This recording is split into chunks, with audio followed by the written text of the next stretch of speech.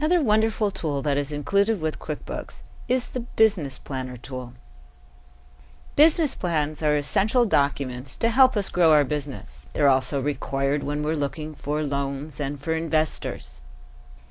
Knowing exactly what our strategies and objectives are for the business is really crucial to its success, and QuickBooks has given us wizards that'll walk us step by step through the process to make a business plan as quickly and as easily as possible.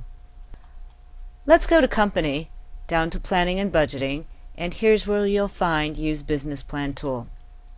When we select it, it will load the wizard and take us step by step. The first screen under the Welcome area will explain to us exactly what the wizard's going to do. You'll notice it breaks it down into information about the company, our income, our expenses, and then the summary section of the plan itself. I'm going to skip the company, as this will be information about your name, address, so forth and so on. Let's start with the income. Now you'll notice that my income came up automatically because I started this once before. It's very simple to get this income in. I'm simply going to go to the Projection Wizard.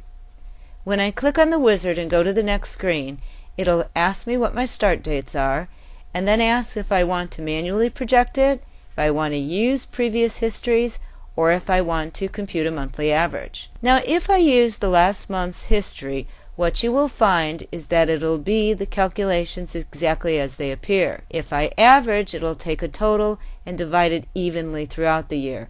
Let's see both in action. First I'll use the last months of history.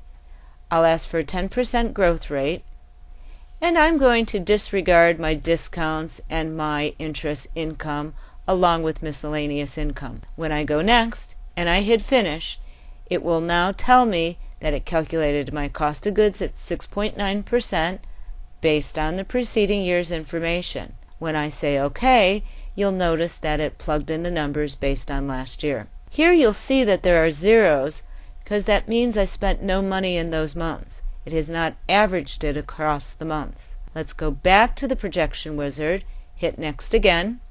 Same dates. This time we'll compute a monthly average. Let's go next again, same 10% growth, and once again I'll eliminate some of the miscellaneous items. I will once again hit Next, and when I finish, 6.9 is still my calculation. However, this time you'll see that it plugged numbers going across. So it based it on averages over the year and showed that 10% growth that I requested. At any given time, I can overwrite a number, and at any given time, I can increase or decrease these projections. There is a tool, the Functions tool, that'll allow me to automatically raise or lower the annual growth. Now notice it goes up by 5 percentage point increments. So if I'd like to see what happens if it goes up another 5%, I can say OK, and it'll adjust the number. If I select the entire row when I go into my function for the annual growth and I say OK, you'll notice that it increased everything going across. This same wizard exists for our expenses. It's the same method of going to my Projection Wizard, choosing the start date, and projecting either manually based on the last 12 months or on the average. Once again, I can select my average growth rate. This time I'm going to say 15%. Go to the next screen, choose my accounts, and finish. As with before, it plugs my numbers in based on the scenario that I established.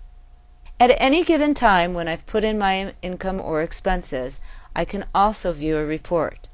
You'll notice next to my Projection Wizard that there is a View Report button. When I select it, it shows me exactly what those numbers will look like. Going up to File, I can now print the report. You'll notice I even can graph it, and in the Report section, it'll give me some other ideas such as a cash plan, balance sheet, and a profit and loss.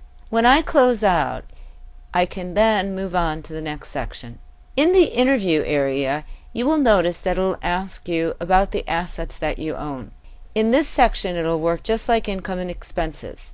The only difference is I'll also be asked to estimate annual depreciation.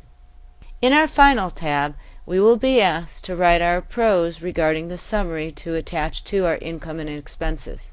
Once again, QuickBooks will take you through each section, even explaining to you what you should include in the section. Now, it is not necessary to go through each item. You can choose to streamline each of the sections. Keep in mind, though, that what you see here is what is typically expected of any business plan. In the past, working with plans has been very difficult. By including this wizard, it has now gotten very streamlined and very efficient to write your own business plan.